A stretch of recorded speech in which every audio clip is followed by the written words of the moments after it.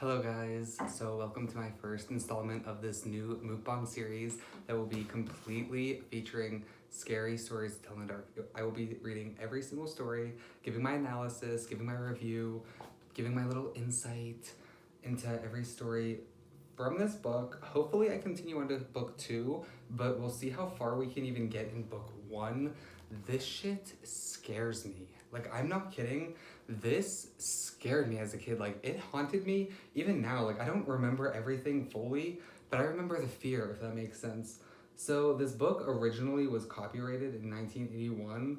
I don't know when it came out or when it went big, but I just remember it always being a childhood book that was always very, very scary. The original cover art, I'll attach here, it was a clown, terrifying, nightmare fuel. So this book you would think would be in the young, like, adult fiction or science fiction or horror or somewhere along those lines. This was in the children's category, not just like the children's like books. It's a whole area for kids. And it was deep in there. Like, it wasn't just like on the front shelf, like where you could merge between two kind of genres. It was deep in the children's section. And I'm like, that's whack. Like, just check out some of these pictures. The art in this is terrifying. The original art is better, but this is all we have for now. So the art is actually done by Stephen Gamel, and the stories are collected by Alvin Schwartz.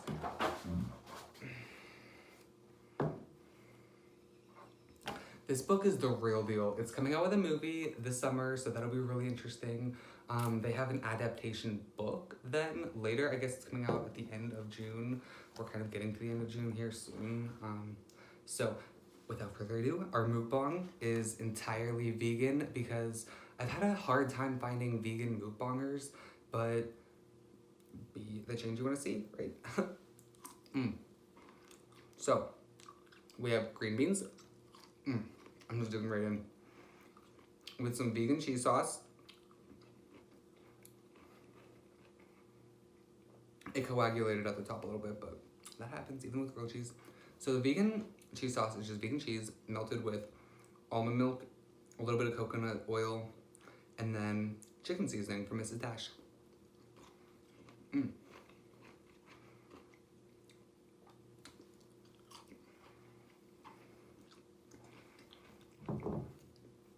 then I have a variety of 3 different vegan burgers.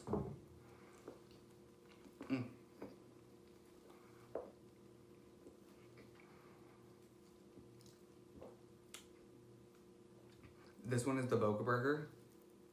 It also has vegan cheese between each patty. This is delicious. I'm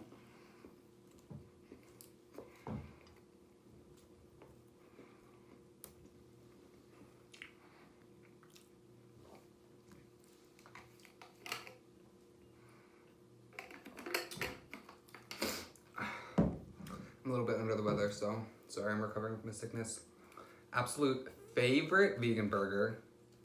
The Boca, the Gardine with the vegan cheese on top. And it also has cheese cubes in it. I know it doesn't look that attractive. Pretzel bun, you can never go wrong with a pretzel bun. I swear to God.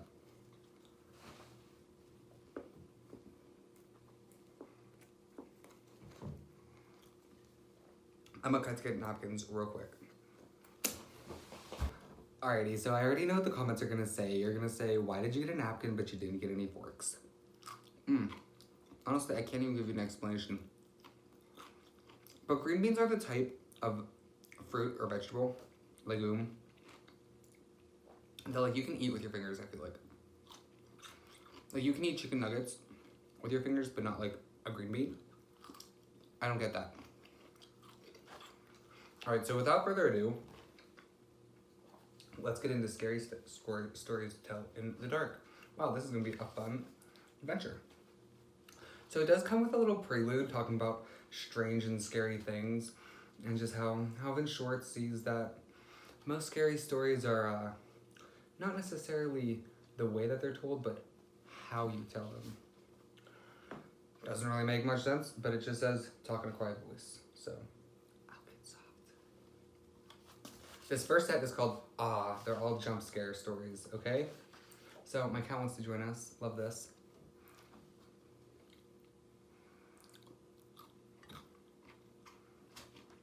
My cat decided to join us today for this mukbang. He'll leave. Just ignore him. The big toe. Please look at these pictures. For children. A boy was digging at the edge of the garden when he saw a big toe. He tried to pick it up, but it was stuck to something. So he gave it a good hard jerk, and it came off in his hand. And then he heard something groan and scamper away. The boy took the toe into the kitchen and showed it to his mother. It looks nice and plump, she said. I'll put it in the soup, and we'll have it for supper. Hold on.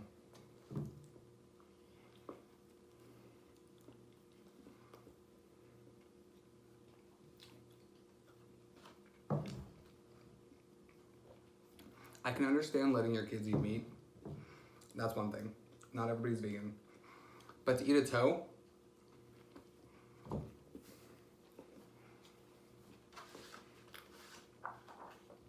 That night, his father carved the toe into 3 pieces. And they each had a piece of a toe. A human toe. Like, presumably a human toe. Then they did the dishes, and when it got dark, they went to bed. The boy fell asleep almost at once. But in the middle of the night, a sound awakened him. It was something out in the street. It was a voice, and it was calling to him. Where is my toe? He groaned. When the boy heard that, he got very scared. But he thought, it doesn't know where I am. It will never find me. Then he heard the voice once more. Only now it was closer. Where is my toe? He groaned. The boy pulled the blankets over his head and closed his eyes. I'll go to sleep, he thought. When I wake up, it'll be gone. This man's missing his toe. And he wants that shit back. This boy just up and took a toe. I couldn't even imagine. That's kind of like a fear of mine whenever I get like autopsied. If pieces are gonna go missing and like donating my organs and stuff, that's just weird to me. Whole different story. But soon he heard the door open. And again, he heard the voice. Where is my toe? Then the boy heard footsteps move through the kitchen, into the dining room, into the living room, into the front hall. Then slowly climbed the stairs. Closer and closer they came. Soon they were in the upstairs hall. Now they were outside his door. Where is my toe? The voice groaned. His door opened, shaking with fear. He listened as the footsteps slowly moved through the dark toward his bed. Then they stopped. Where is my toe? The voice groaned. At this point, pause. And then jump to the person next to you and shout, "You got it." The big toe also has another ending.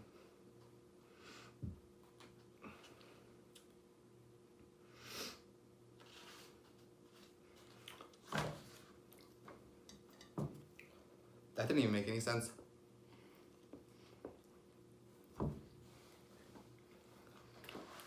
Let me show you how that story ended.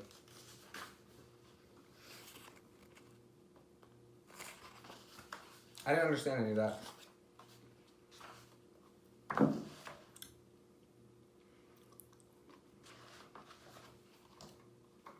The next segment is called The Walk. Here's the illustration. My uncle was walking down a lonely dirt road one day. He came upon a man who also was walking down that road. The man looked at my uncle, and my uncle looked at the man.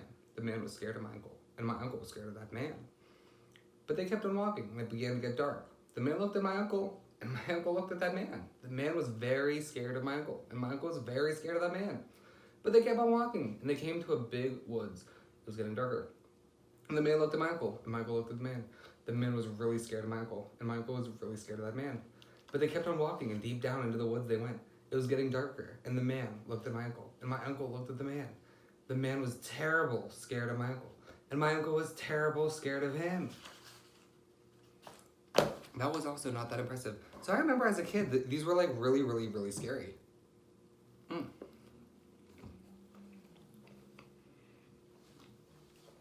I know I'm like jumping to conclusions. We're only in story 2. Alright, so this one is the sesame bun with the boca with the cheese on the inside. Also, remind you, all these cheese cubes in here, in the burger itself, and also on top, all vegan. Oh, this bun is the softest bun. I did not expect that.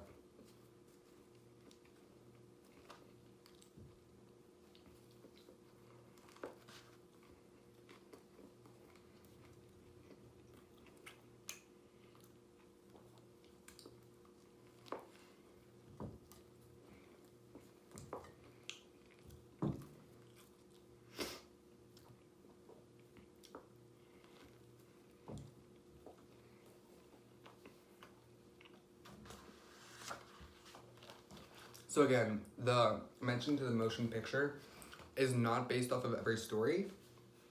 So every story is like pretty much independent, but there's a few of these that are actually featured. I'm just looking at these animations, not animations, what am I saying? Oh my god, I can't even think. They're gonna get creepy. So it's not based off of every story. Some of these I feel like are just for me to scream at people. I'm not too sure. What do you come for? There was an old woman who lived all by herself, and she was very lonely. Sitting in the kitchen one night, she said, "Oh, I wish I had some company." No sooner had she spoken than down the chimney tumbled 2 feet from which the flesh had rotted. Okay, there's the picture of the flesh rotting. A children's story. The old woman's eyes bulged with terror. Then 2 legs dropped to the hearth and attached themselves to the feet. Excuse my stutters here. Then a body tumbled down, then 2 arms and a man's head. As the old woman watched, the parts came together into a great angling man. The man danced around and around the room. Faster and faster he went. Then he stopped, and he looked into her eyes. "What do you come for?" she asked in a small voice that shivered and shook. "What do I come for? I come for you." That's also not that scary. That's kind of cute. Wish that were me. Where's my GMO boyfriend coming from the chimney?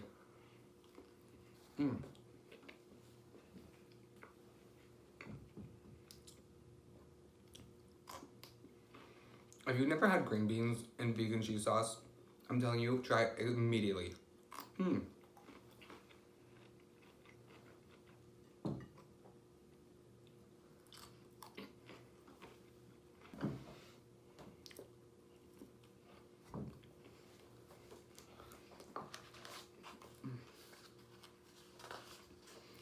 So far, I'm not that impressed, but we'll get there.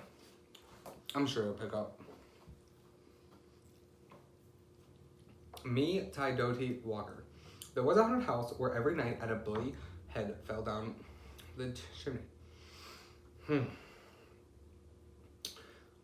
There was a haunted house where every night a bloody head fell down the chimney. At least that's what people said. So nobody would stay there overnight. Then a rich man offered $200 to whomever would do it. And this boy said he would try it, if he could have his dog with him. So it was all settled. The very next night, the boy went to the house with his dog. Sounds like such a white cliche thing to do. To make it more cheerful, he started a fire in the fireplace. Then he sat in front of the fire and waited, and his dog waited with him. The dog's gonna die, I know it. For a while, nothing happened, but a little after midnight, he heard something singing softly and sadly off in the woods. The singing sounded something like this. "Me, Ty, Dottie, Walker." "It's just somebody singing," the boy told himself, but he was frightened. Then his dog answered the song. Softly and sadly, it sang, "Laichi, Kinchi, Koli, Molly, Dingo, Dingo." That sounds like some kind of Lil Pump song, but whatever. The boy could not believe his ears. His dog had never uttered a word before. Then a few minutes later, he heard the singing again. Now it was closer and louder, but the words were the same. "Me, Ty, Dottie, Walker." This time, the boy tried to stop his dog from answering. He was afraid that whoever was singing would hear it and come after him. Then his dog paid no attention and again sang, "Laichi, Kinchi, Kali, Molly, Dingy, Dingy." A half hour later, the boy heard the singing again. Now it was in the backyard, and the song was the same. "Me, Ty, Dottie, Walker." Again, the boy tried to keep his dog quiet, but the dog sang out louder than ever.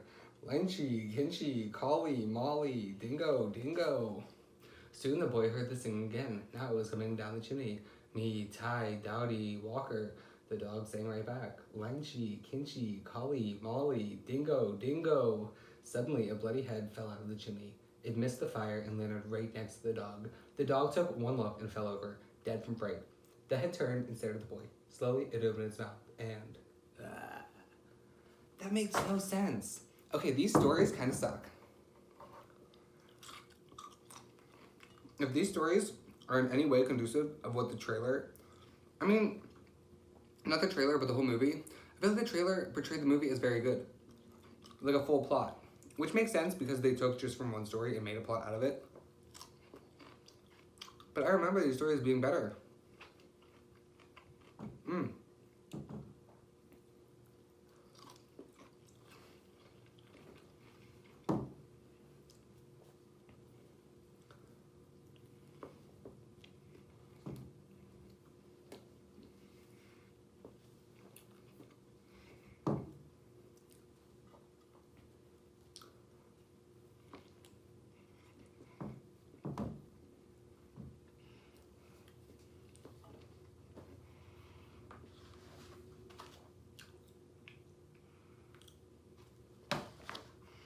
I'm sorry, I'm trying to prep myself because the next one's a rhyming game.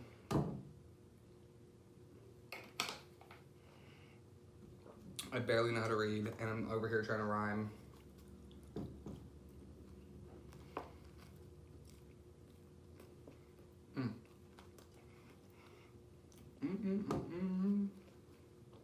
This burger, actually the bun, I feel like this is my favorite. I said the pretzel's my favorite, but this one's so soft.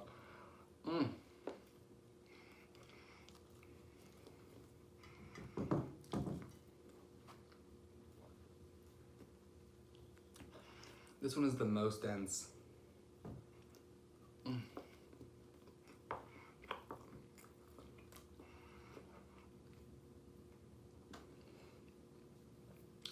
It is good though. Pretzels are so good.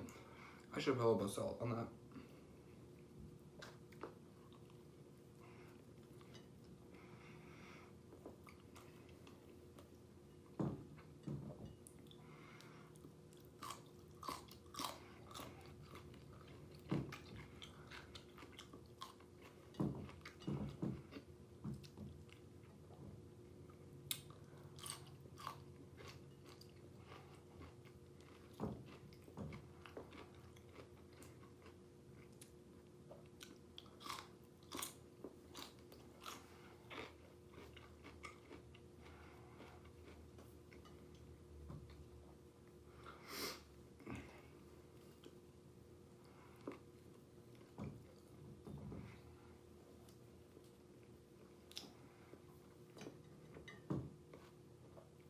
Might as well finish off this guy.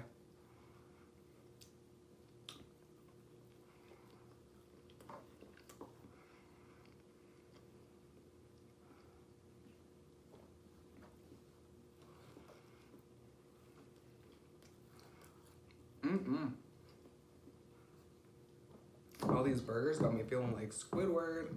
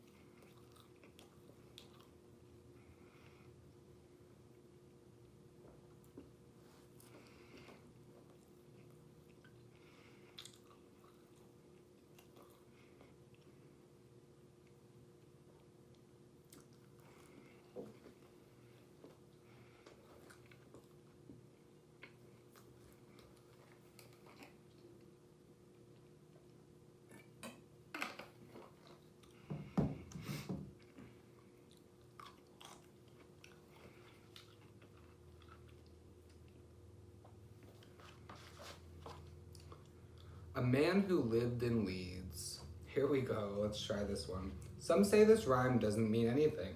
Others are not so sure. There was a man who lived in Leeds. He filled his garden full of seeds.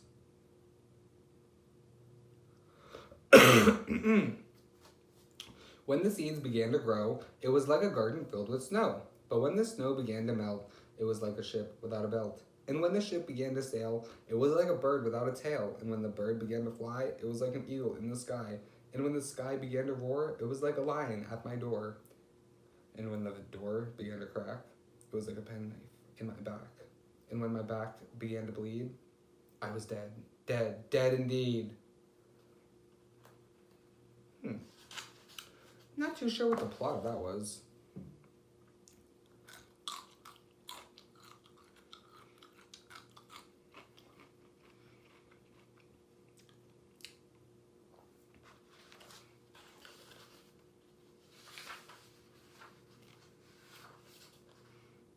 Alright, so for the final set of the first chapter, we are at Old Woman, All Skin and Bone. Basically, the first chapter is supposed to, like, you're supposed to scream at the end, and I'm just not doing that because, like, I don't do that.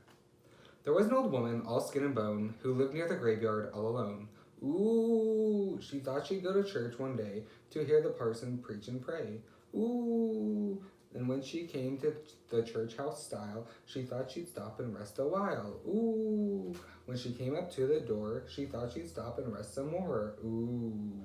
But when she turned and looked around, she saw a corpse upon the ground. Ooh. From its nose down to its chin, the worms crawled out and the worms crawled in. Excuse myself, but wow. That's kind of weird and kind of reminds me of like Corpse Bride, how like she had the worm in the eye. Anyway, back to this. Ooh. Which literally, if you look at these, it looks like that emoji where it's like, you know what I mean? The woman to the preacher said, "Shall I look like that when I am dead?" Ooh. The preacher to the woman said, "You look like that when you are dead." Alright, I'm not gonna lie. The first chapter sucked.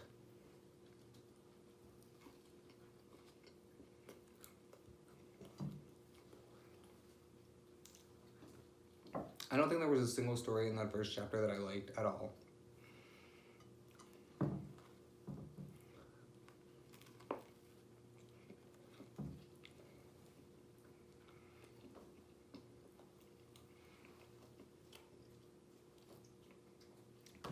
Please make sure to check out the next video where I'll do chapter 2. Hopefully chapter 2 is a lot better because chapter 1 just was very lousy. I mean, I feel like I was the reason it was lousy. I didn't animate myself. I don't want to scream at the end. Like, that would be scary if I just screamed at you guys in general. But they have different themes throughout the different chapters. I'm reading the sources now. It's actually kind of interesting. Each one comes from a different variant of World War II stories, from like Scottish tales. Tells you that the Bloody Head one is adaptation from Herbert Halbert. It's just very interesting stuff, actually. You could probably go in depth for hours and hours, on days, about the informants out in England. Kind of interesting. Be something to look into. But for now, I think I'm done. We'll see how chapter 2 goes tomorrow.